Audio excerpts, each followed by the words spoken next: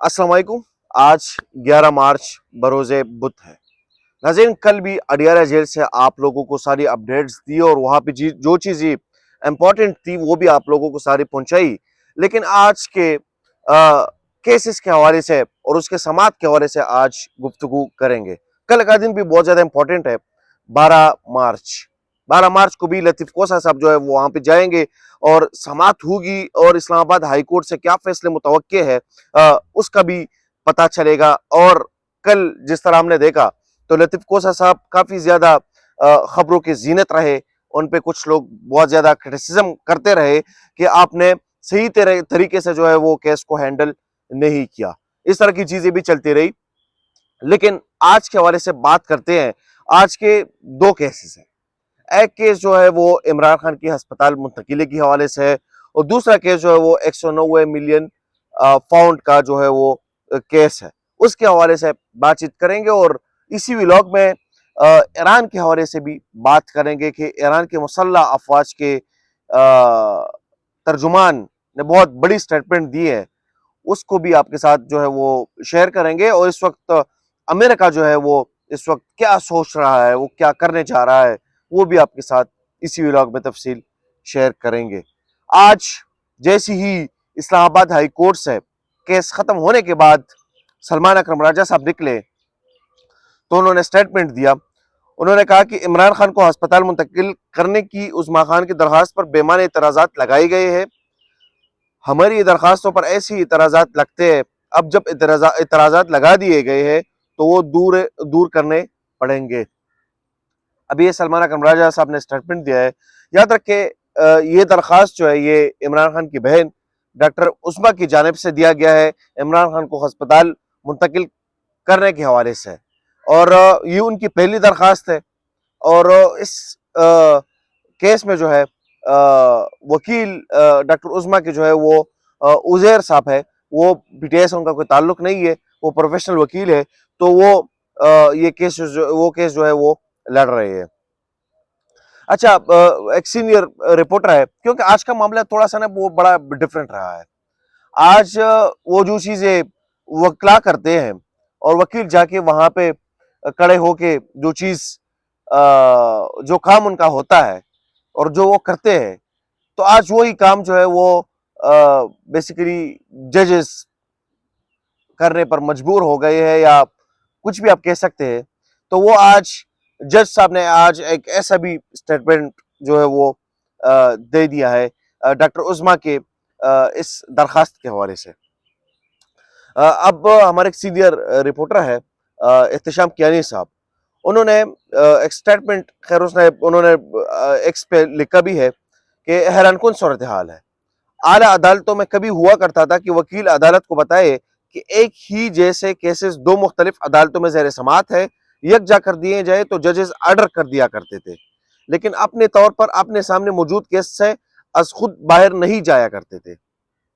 अब इमरान खान के केसेस में यह तक होने लगा कि वकील एतराज़ात दूर करने के लिए वक्त मांग रहा है, लेकिन इस्लामाबाद हाई कोर्ट के जज साहब बता रहे हैं कि इमरान खान के अस्पताल मुंतकिली की ऐसी और भी दरखास्तें हैं, एक ही बेंच क्यों ना बना दिया जाए और फिर एतराज़ दूर होने से पहले ही ऑफिस से केसेस की रिपोर्ट भी मंगवा लेते हैं।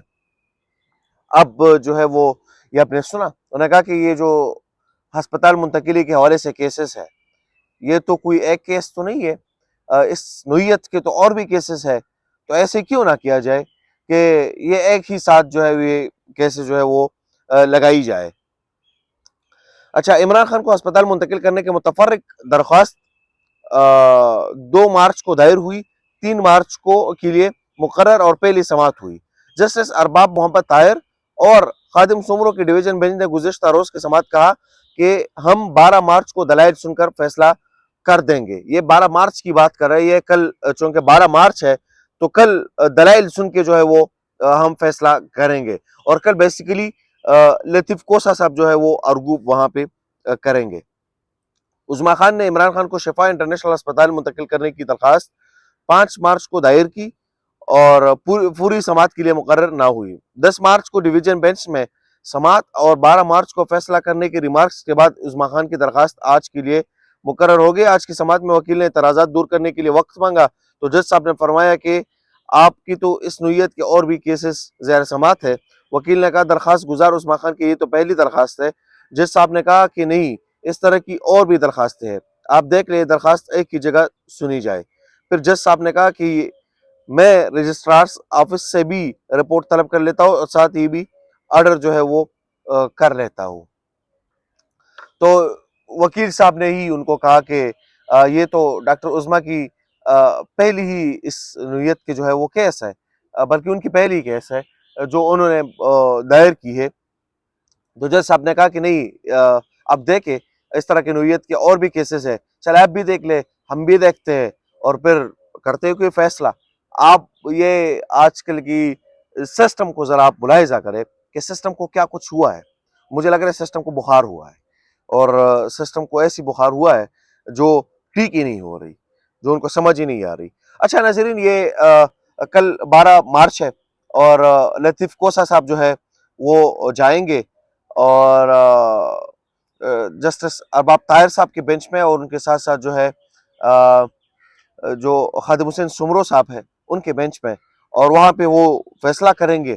خیر اب اس کے بعد جو یہ کل ہی اس کے اوپر آپ لوگوں کو ڈیٹیلز دیں گے، لیکن جو یہ جو 190 ملین پاؤنڈ کا جو کیس ہے اس کے حوالے سے آپ لوگوں کو اپڈیٹ کرتا جاؤں کہ بریکنگ نیوز یہ اس ٹائم پہ آئی ہے کہ عمران خان اور بشرا بی بی کی سزا معطلی درخواستیں ناقابل سماعت قرار دینے کے متفرق درخواست اسلام آباد ہائی کورٹ میں دائر۔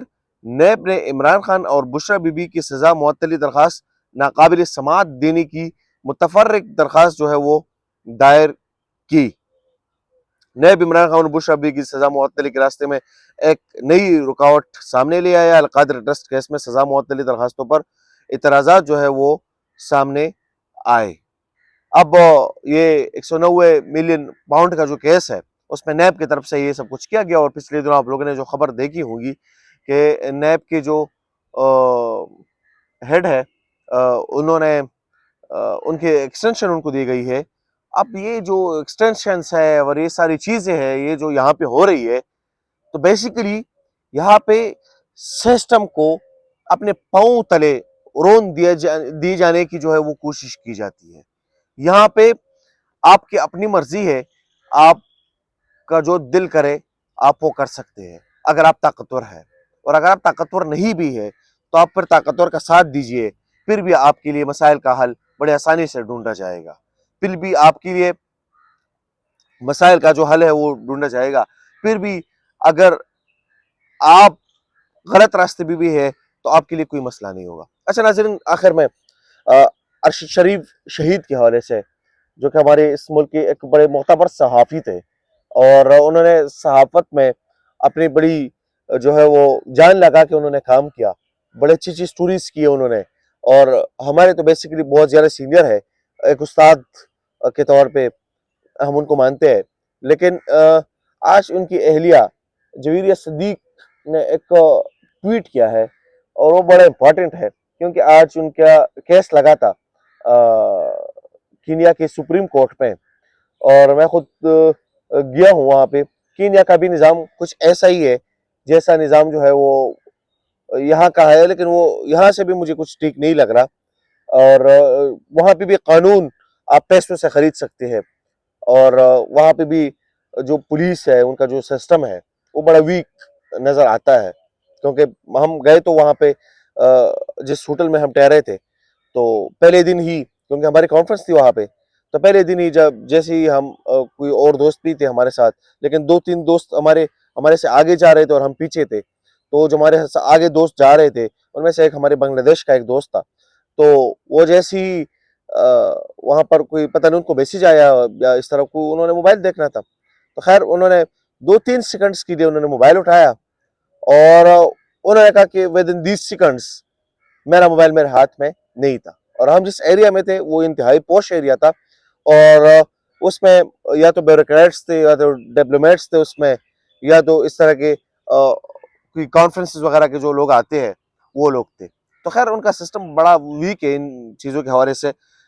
لیکن آج جویریہ صدیق کا وہ جو ارشد شریف کا کیس تھا وہ لگا تھا، تو انہوں نے ایک ٹویٹ کیا ہے ان کے حوالے سے کہ میں پاکستانی شہری اپنے شوہر ارشد شریف کے قتل کی اکیلی پیروی کر رہی ہوں۔ وفاقی آئینی عدالت نے جس پاکستانی حکومت کے اقدامات کی تعریف کر کے کیس اجلت میں ختم کیا تھا، وہ یہاں میرے ساتھ 4 سال میں ایک بار بھی موجود نہیں تھے۔ پاکستان کی کوئی NGO، ادارہ، سماجی کارکنان، صحافی، پریس کلب لیڈران یہاں میرے ساتھ موجود نہیں۔ کیا یہ صرف مجھ اکیلی کا کیس تھا؟ ارشد شریف کا قتل قومی سانحہ تھا۔ اب یہ ان کی بات جو ہے وہ بالکل ٹھیک ہے، وہ قومی سانحہ تھا، وہ تو ارشد شریف تھا، صحافی تھا، ان کے لیے آواز اٹھانی چاہیے، ان کے لیے ڈٹ کر آواز اٹھانی چاہیے، ان کے لیے سڑکوں پہ نکلنا چاہیے، ان کے لیے باقی آپ کچھ نہیں کر سکتے، تو کم از کم آپ ان لوگوں کی جو ہے وہ سپورٹ کر سکتے ہیں، آپ ان کی اہلیہ کی سپورٹ کر سکتے ہیں، آپ ان کو ہر طرح سے جو ہے وہ اپنی سپورٹ جو ہے وہ آپ دے سکتے ہیں، تاکہ وہ بھی ایک قسم کی تسلی میں رہے، حوصلے میں رہے کہ ہاں میرے ساتھ جو ہے وہ لوگ اس وقت کھڑے ہیں۔